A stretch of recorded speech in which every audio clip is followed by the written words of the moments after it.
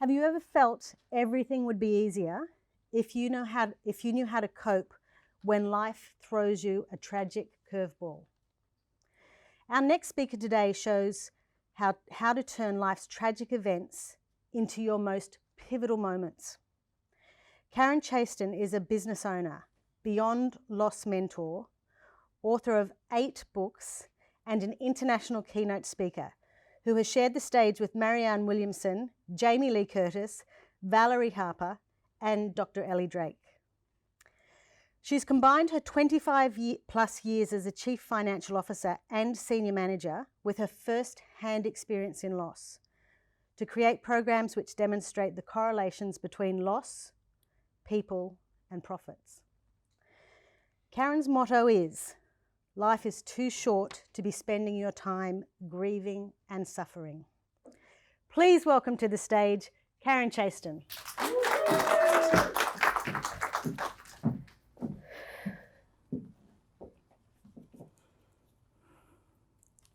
8 years ago, I found my 27-year-old son, Dan, at my back door, dead.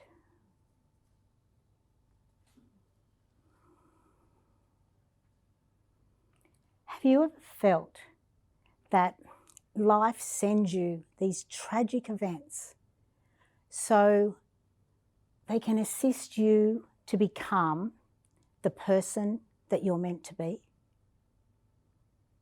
I have found that when you look for it, you will learn and grow more from any tragic loss event than you will from any other. Did you know that the Grief Recovery Institute states that there are over 40 different loss events that can affect our lives, which means that each and every one of us will have multiple major losses throughout our lives. It could be a death of a loved one, or your marriage, your partnership, your job, your health, your wealth, your pets, and many, many more. I find it quite fascinating that there are over 40 different loss events that can affect our lives. Yet most of us don't even know how to cope with one, let alone multiple. We don't want to talk about it. We don't want to think about it. And there's not very many of us that even know what to say when loss occurs. How did you feel when I stated that Dan had died at my back door 8 years ago? Would you know what to do if something similar happened to you? Today, I am sharing how to unwrap the gift of loss. Yes, I did say the gift of loss. Sounds like a bit of a mismatch, doesn't it? Especially when you consider that gift is a present that is given without any expectation of payment. And loss is the fact or the process of losing someone or something. I'm pretty sure that a few of you here are actually thinking, there was no gift when I lost. And you're probably right. So in order for me to explain how to unwrap the gift of loss, we're all going to go back to Sunday, the 10th of July, 2011. My husband Andrew and I thought we were going to have a lazy day at home. But as he opened the back door to take out the rubbish, he turned around and shouted back up the stairs, "Bloody hell! Dan is asleep at the back door!" Alarm bells went off as I quickly took the stairs because I knew he had a habit of drinking way too much, but he always made it home to bed. As I rushed through, I can see him lying there in the fetal position with saliva coming out of his mouth. Dan, wake up! Dan, wake up!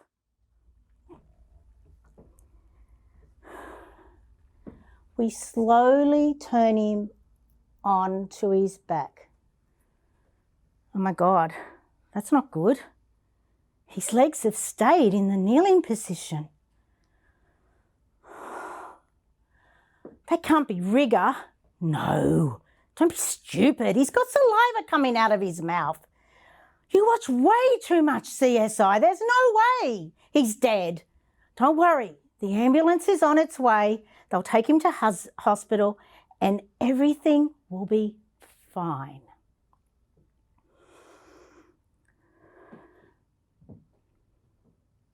The paramedics did quickly arrive, but within seconds, after just a second looking at him, they turned to me and they said those words that no mother, no parent ever wants to hear.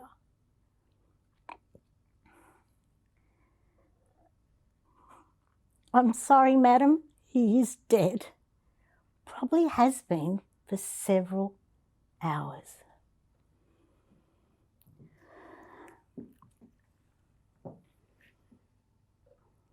We found out much later that his lungs had failed him. No parent should ever have to bury their child.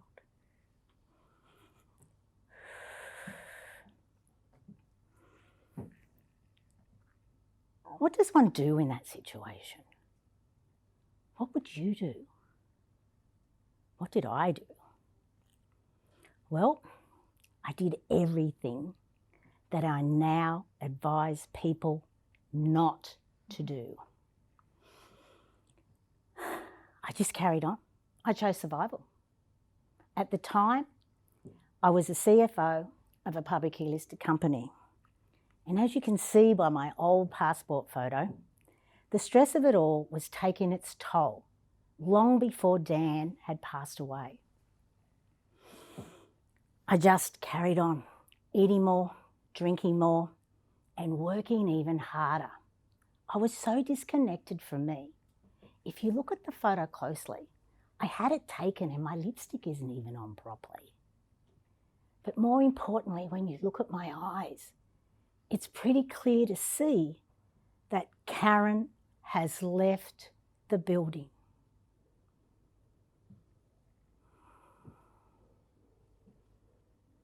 But life has a habit of actually going, do you know what? Dan's death was meant to have been your wake-up call. So we're going to throw you another little event to help you to wake up because you didn't.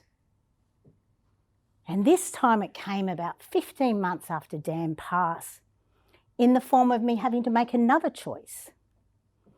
My company was merging with the other and I knew that I could go with them, not as the CFO, but doing everything I'm doing now and more for 2/3 of my current salary, or I could choose redundancy.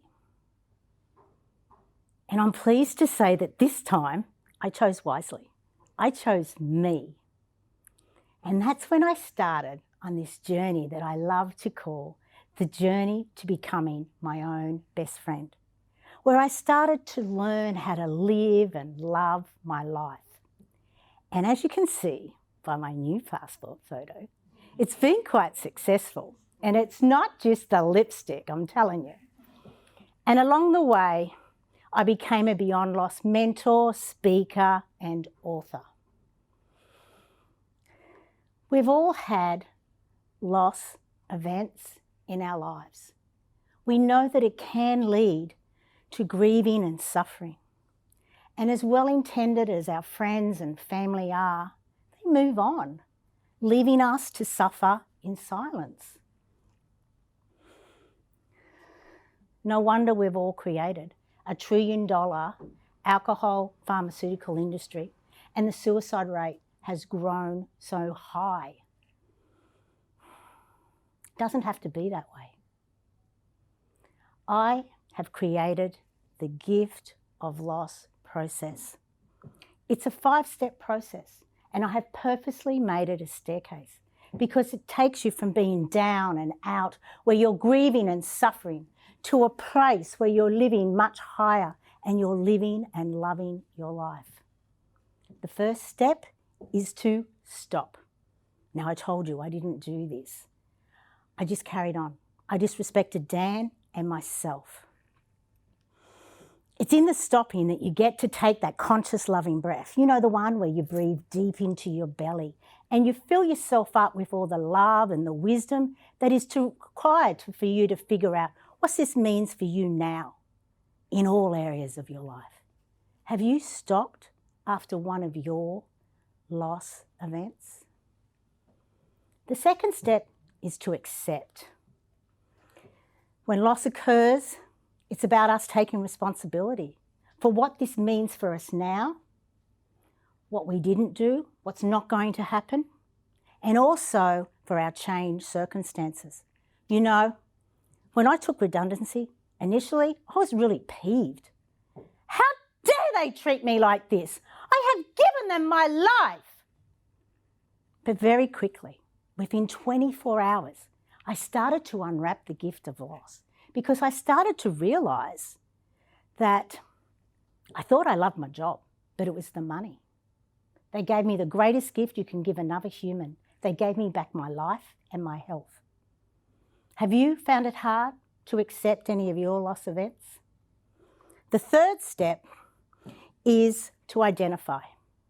To identify in every single relationship, we have hopes, dreams, and aspirations. It's about figuring out what they were, realising that they're not going to come to fruition that way, but they're another way for you to figure out how to do it.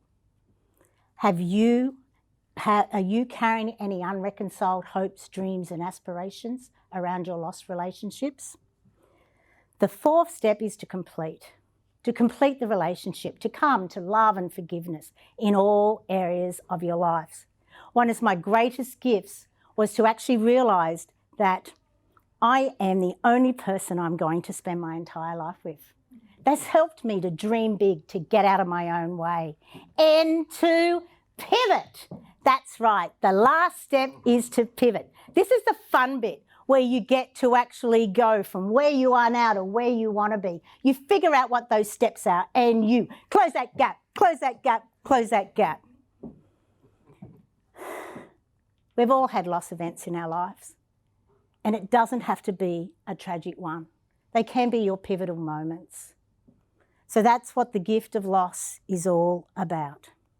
So now is the time for you to connect with me, and let's start to unwrap the gift of loss for everyone. Thank you.